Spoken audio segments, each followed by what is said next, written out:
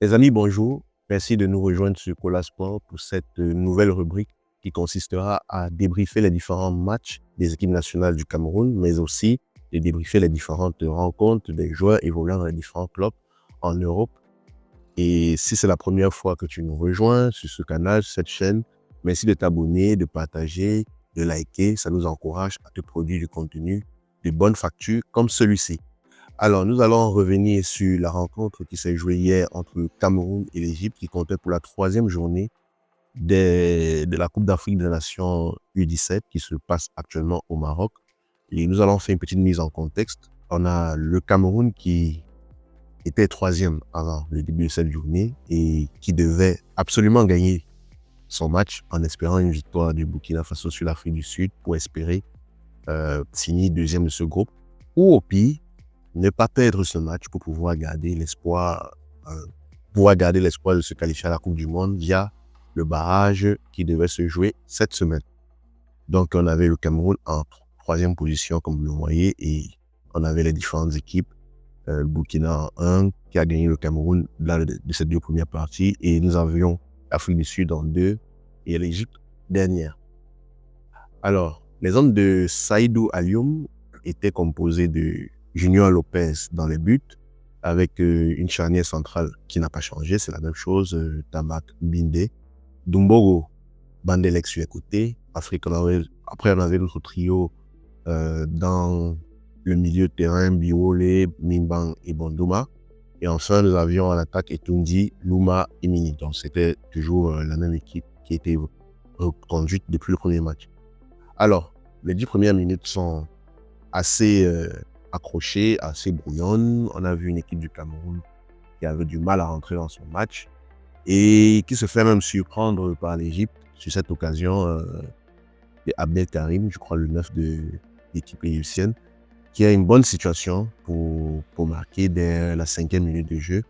Mais nous avons ici le défenseur central camerounais, Tamak, qui va se sacrifier pour empêcher l'attaquant égyptien de pouvoir trouver le cadre.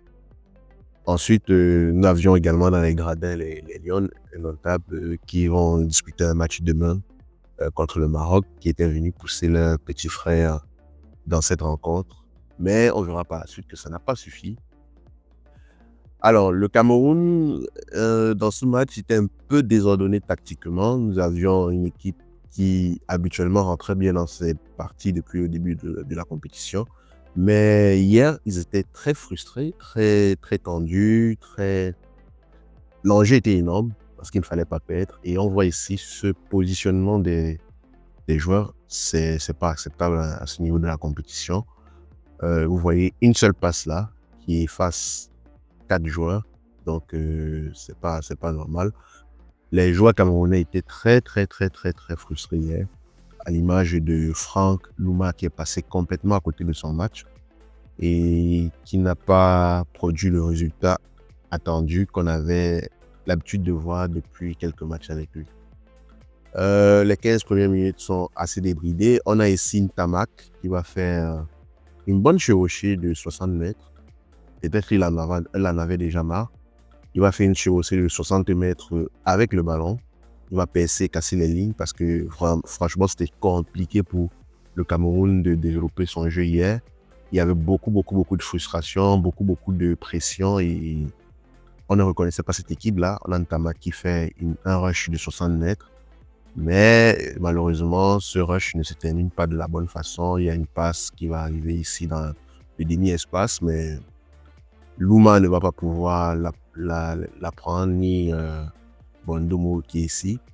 Donc ça se termine par une action nulle, mais on n'a pas grand-chose à se mettre sous la dent lors des 20 premières minutes, jusqu'à ce tournant, le tournant du match, Tamak, qui fait la faute sur Abdelkarim ici. Dans un premier temps, l'arbitre siffle le coup franc et donne un carton jaune, mais elle est rappelée par la VAR d'aller regarder les différentes images pour pouvoir revoir sa décision parce qu'ils estiment qu'il y a carton rouge. Bon, c'est du 50-50. Pourquoi c'est du 50-50? N'oubliez pas que la règle du dernier défenseur n'existe plus. Là, nous sommes plus dans une sphère où la règle maintenant, c'est s'il y a annulation de l'action de but, s'il y a carton rouge automatique, même s'il n'est pas le dernier défenseur. Dans le cas de figure, nous avions le joueur égyptien qui allait droit au but, là, et il y avait un joueur camerounais qui était là, qui venait en couverture. Est-ce que ce joueur camerounais ne devait pas, à la course, rattraper le joueur égyptien? On ne sait pas. C'est pour ça que j'ai dit c'est du 50-50, c'est l'appréciation de l'arbitre. Parce que pour moi, c'est pas un scandale s'il y a carton rouge, mais je trouve le carton rouge un peu sévère, vu que nous sommes juste à la 23e minute. Et en plus, il y avait un défenseur camerounais qui pouvait encore faire la couverture. Donc, l'arbitre a pris sa décision et donne un carton rouge, malheureusement, à Ntamak, notre meilleur défenseur. Et ça va plomber le match par la suite, vous allez voir. Parce que Ntamak va sortir et on va être réduit à 10 contre 11. Malgré le fait que nous soyons réduits à 10 contre 11, on va se rendre compte ici, il y a quand même des bonnes choses qui sont faites. Parce que l'Égypte en face n'est pas une foudre de guerre, il faut se le dire. L'Égypte a perdu ses 2 premiers matchs et vient pour essayer de, au moins, au minimum, gratter un match nul contre le Cameroun, même en supériorité numérique, pardon.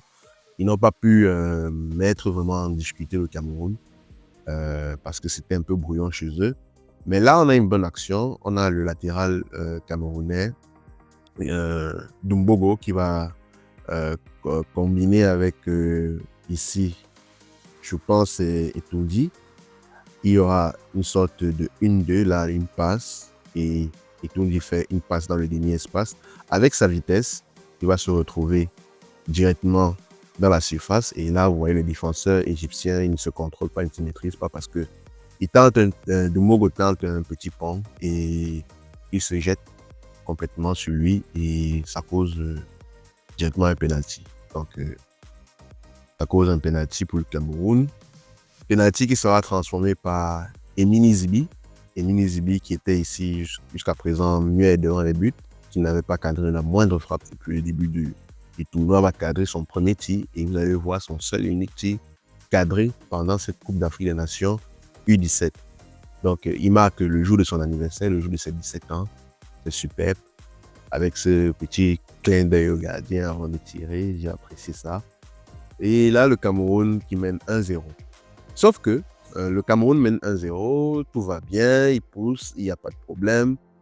Ils ne sont pas vraiment inquiétés. Et là, c'est pas acceptable ce qui vient de se passer là, parce que nous avons un joueur qui est en train de reculer, c'est-à-dire il est dos au but, et il va essayer de faire une passe en retrait, peut-être pour un partenaire mieux placé qui va tenter la frappe. Mais nous avons malheureusement Etoundi qui va commettre une faute. Bon, pour moi, le penalty est sévère parce que la faute, elle est quand même légère vu que le joueur était dos au jeu et il n'y avait pas vraiment de danger pour le Cameroun. Donc là, le contact ici, c'est celui qui a permis à l'arbitre de prendre la décision si la faute ou pas. C'est vrai, il est touché, mais ça reste quand même très sévère comme action et derrière il y a penalty. Il est surpris. Ouais, parce qu'il s'est dit, il a juste effleuré le joueur égyptien et l'arbitre a sifflé le penalty. Bah, ça fait un penalty, le Cameroun qui partait tout droit vers 1-0 tranquille avant la fin de cette rencontre, de cette première mi-temps, autant pour moi. Se retrouve dans une situation compliquée à 10 contre 11, à devoir concéder un penalty. Penalty bien transformé par l'attaquant Abdelkarim du côté égyptien. Contre-pied parfait sur Julien Lopez. Junior Lopez qui est pris à contre-pied et qui ne peut rien faire malheureusement sur ce penalty. Très bien transformé par l'attaquant de l'Égypte. Donc ça fait un but partout à la pause. Il n'y a plus rien à se mettre sous la dent jusqu'en deuxième mi-temps. En deuxième mi-temps, le Cameroun n'est pas trop inquiété. Ouais, le Cameroun n'est pas vraiment inquiété.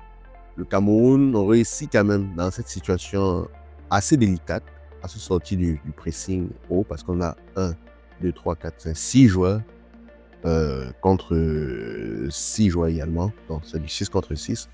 Donc, il faut se sortir de ce pressing. Là, cette passe entre les jambes, là, cette passe, elle élimine 1, 2, 3, 4 joueurs des Égyptiens. Et là, le Cameroun se retrouve directement après ce ballon.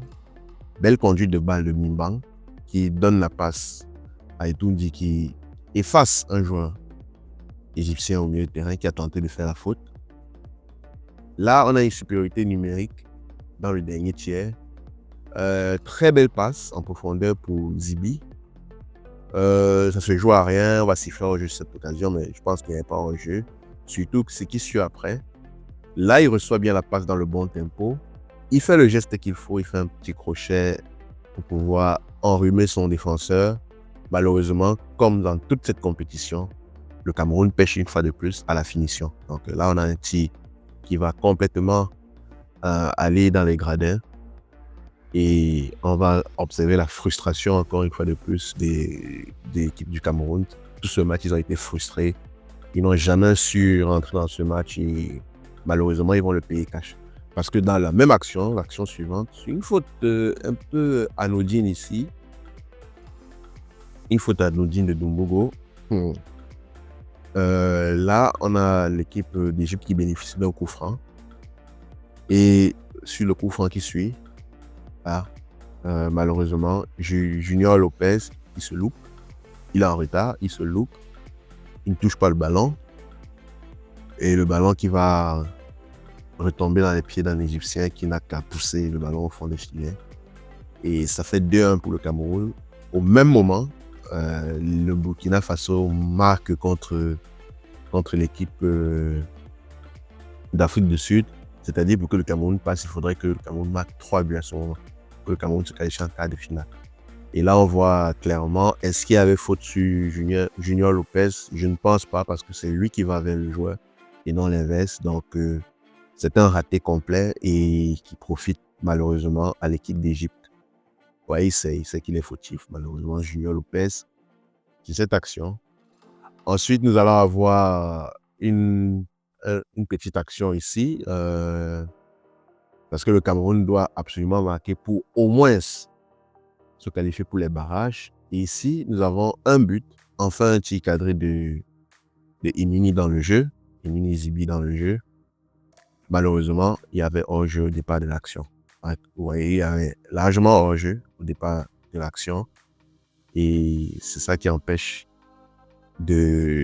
au Cameroun d'égaliser à la 87e minute. Ça aurait été très bien sur cette action. Et là, une fois de plus, la frustration de l'équipe, des joueurs de l'équipe nationale. Et Mini qui a été très frustré dans ce match de ne pas trouver le cadre. Et là, le Cameroun joue son va-tout dans les derniers instants, sans être précis une fois de plus. Beaucoup de déchets techniques du côté du Cameroun. Et une perte de balle qui amène cette occasion un peu incroyable que l'Égypte n'ait pas pu concrétiser ça. Parce que là, il y a quand même 4 contre 2 à jouer. Très facile à jouer normalement. Il a beaucoup de possibilités. Il peut aller tout seul en attirant ce défenseur-là et en libérant 3 joueurs contre 1. Il peut ici directement faire la passe, ce qu'il va faire bien sûr, pour que lui, il attaque l'espace vide. Et il pouvait également, je sais pas, bon, il y a 2 options. Il pouvait aussi temporiser, attendre que les 2 autres peut-être se replacent bien. Mais en tout cas, c'est une occasion, normalement, ça doit faire but pour l'équipe d'Égypte.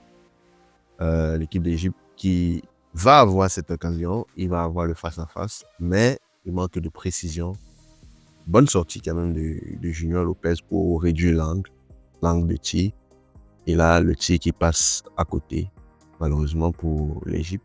Et heureusement peut-être pour le Cameroun qui va se procurer une dernière occasion, mais ça se termine là sur un 2 buts à 1. Le désarroi, la tristesse, la déception. Le Cameroun est éliminé de la Coupe d'Afrique des Nations U17 comme en 2023. Et ça fait quand même tâche quand on sait qu'il y avait 10 places pour l'Afrique pour la prochaine Coupe du Monde. La déception, elle est là. Le Cameroun ne participera pas à la prochaine Coupe du Monde. C'est un séisme à l'échelle, même si c'est U17. Que retenir de cette équipe? Tout le tournoi, ils ont essayé, ils ont quand même eu des occasions, ils se sont procuré des occasions, mais ils ont beaucoup pêché à la finition. Saïdou Alioum a quand même proposé du beau jeu, mais ça a pêché à la finition. Les supporters camerounais n'étaient pas étaient tristes. Ouais, ça se lisait sur le visage. Donc, c'est ça. Le Cameroun termine dans le dernier de son groupe, éliminé au premier tour et devra attendre dans 2 ans pour peut-être essayer. Mais c'est quand même une bonne génération. On a retenu des bonnes choses, des joueurs quand même qui proposent des choses intéressantes, mais qui manquent beaucoup de finition. On espère qu'ils vont pouvoir progresser quand ils vont arriver en U20. Et c'est tout pour ce premier débrief. Donc, si vous avez apprécié, merci de vous abonner, de liker cette vidéo. J'ai essayé d'être le plus rapide possible. On va travailler le format au fur et à mesure. Si on avait des bons retours, et n'hésitez pas à nous dire ce qu'on peut corriger dans nos différents trucs. Et également vous préciser que le Cola Info revient dès demain. Donc, vous aurez votre rubrique quotidienne du Cola Info.